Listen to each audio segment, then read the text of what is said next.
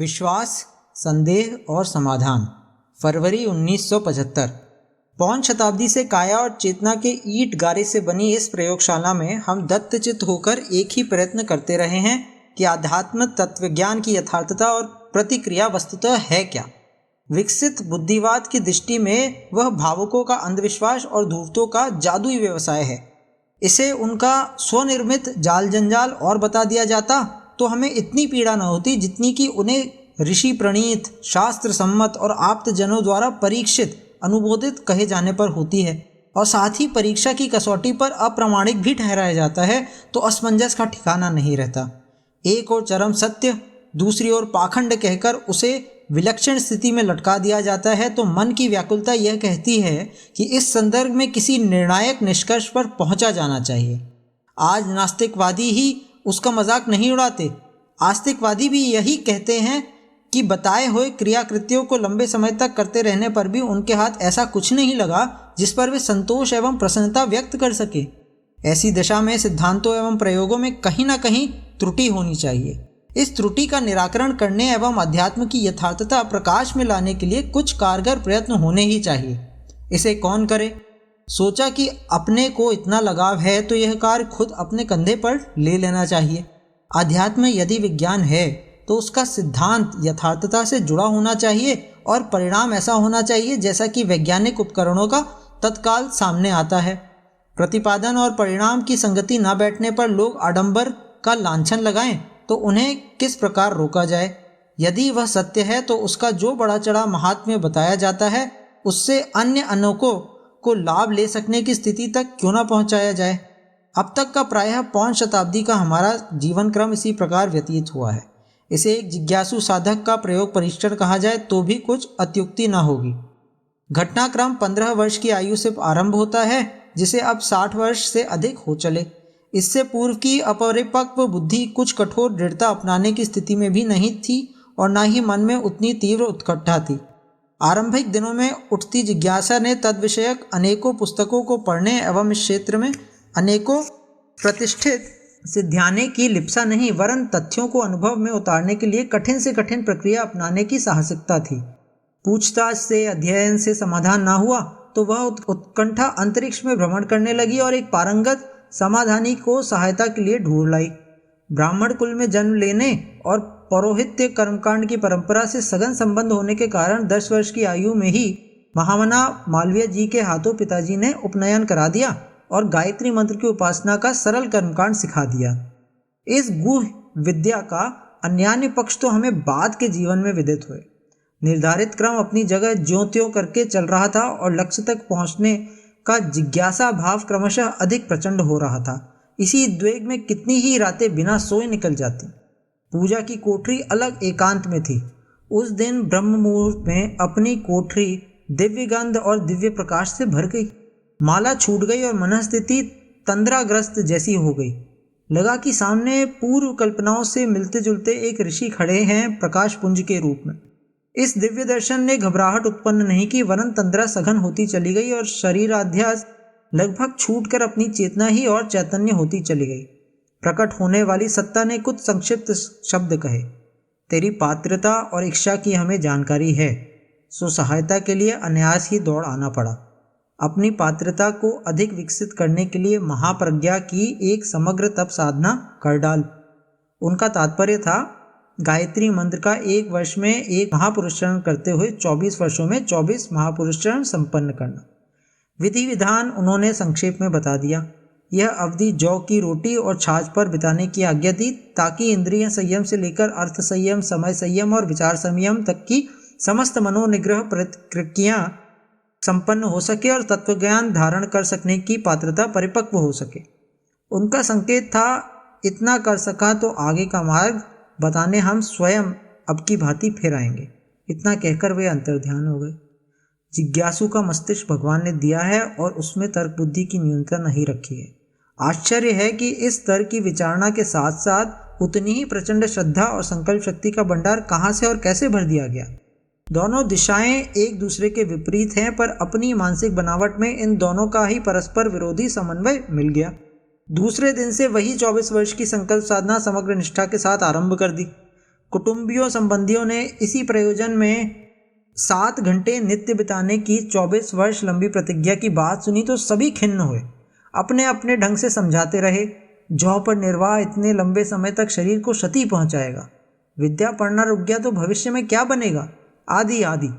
बहुत कुछ ऐसा सुनने को मिलता रहा जिसका अर्थ होता था कि इतना लंबा समय और कठोर साधन ना किया जाए, पर अपनी जिज्ञासा इतनी प्रचंड थी कि अध्यात्म की तात्विकता को समझने के लिए एक क्या ऐसे कई शरीर न्यौछावर कर देने का मनोबल उमकता रहा और समझाने वालों को अपना निश्चय और अभिप्राय स्पष्ट शब्दों में कहता रहा।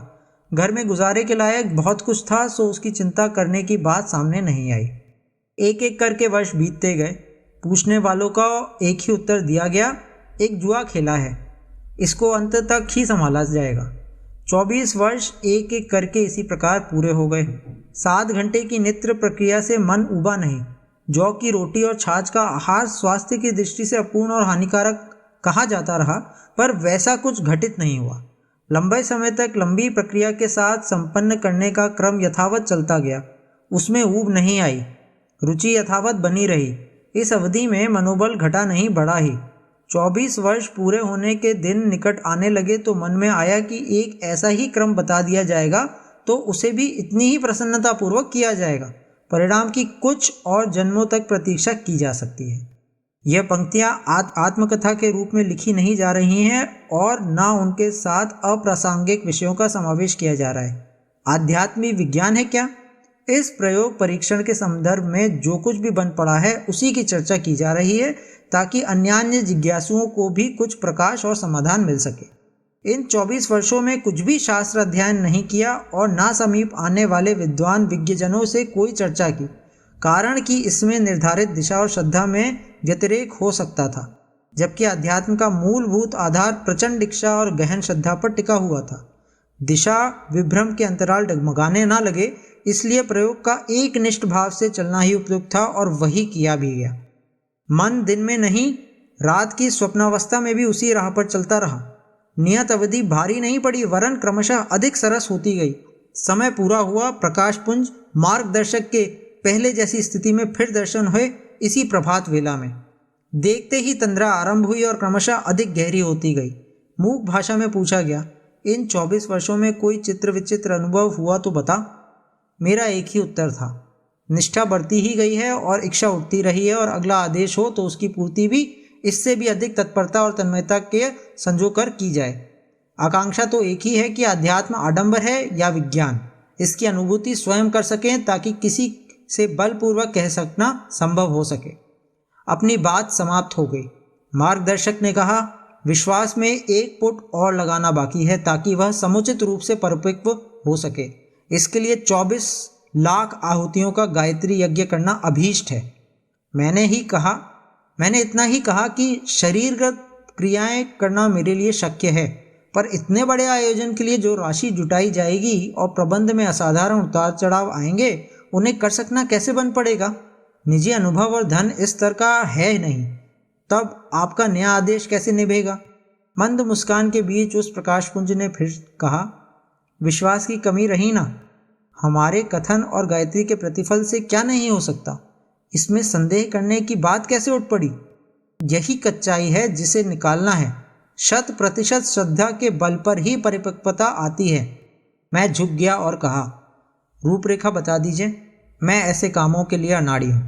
उन्होंने संक्षेप में किंतु समग्र रूप में बता दिया कि 1000 कुंडों में 24 लाख आहुतियों का गायत्री यज्ञ कैसे हो।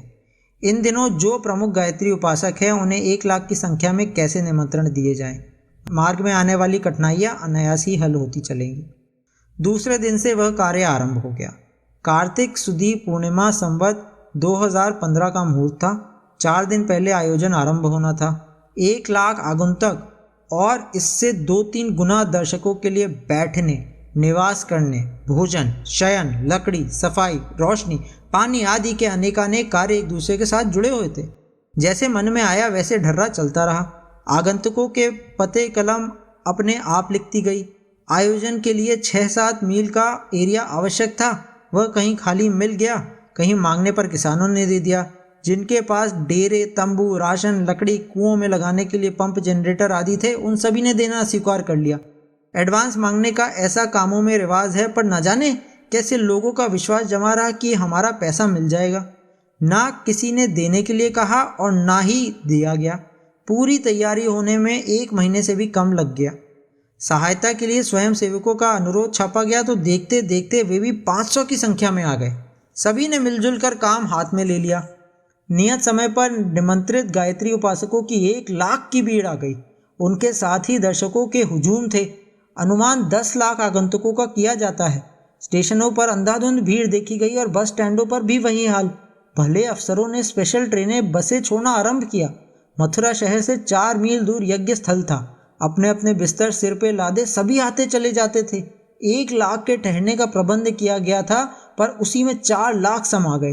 भोजन के लंगर 24 घंटे चलते रहे। किसी को भूख के रहने की, छाया न मिलने की शिकायत न करनी पड़ी। कुओं में पंप वालों ने अपने पंप लगा दिए। बिजली कम पड़ी तो दूर दूर कस्बों तक से गैस बत्तियां आ गईं। टट्टी पेशाब और स्नान की समस्या सबसे अधिक पेचीदी होती है, वह भी इतनी सुव्यवस्था से संपन्न हो गई कि देखने वाले चकित रह गए। जंगल में पैसा पास न रखना एवं अमानत रूप में दफ्तर में रखने का ऐलान किया गया। फलतः अमानतें जमा होती चली गईं। सब कुछ व्यवस्था से था। किसी का एक पैसा ना खोया। देखने वाले इस आयोजन की तुलना इलाहाबाद के कुंभ मेले से करते थे, पर पुलिस या सरकार का एक आदमी न था। लोगों ने अपनी ओर से डिस्पेंसरियां, प्याऊ व स्वल्पाहार केंद्र खोल रखे थे। मीलों का एरिया खचाखच भरा हुआ था। यज्ञ नियमित समय पर विधिवत होता रहा। यज्ञशाला की परिक्रमा देने 30-50 मील दूर से अनेकों बस आई थी। पूर्णाहुति के दिन हम और हमारी धर्मपत्नी हाथ जोड़कर खड़े रहे। सभी से प्रसाद लेकर भोजन करके जाने की प्रार्थना की। न जाने कहाँ से राशन आता गया, न जाने कौन उसका मूल्य चुकाता गया, न जाने किसने इतने बड़े राशन के पर्वत को खा पीकर समाप्त कर दिया। सबसे बड़े आश्चर्य की बात यह कि ना किसी का एक पैसा खोया, ना किसी को चोट लगी और ना किसी को ढूंढना खोजना पड़ा। पैसा कहीं से आता व कहीं से जाता रहा। उसमें से खरीच का कुछ बेरियां शेष रह गई थीं, जिससे सफाई की व्यवस्था कर दी गई। स्वयं सेवकों को टिकट दिला दिए गए। बचना तो क्या था, घाटा भी नहीं हुआ।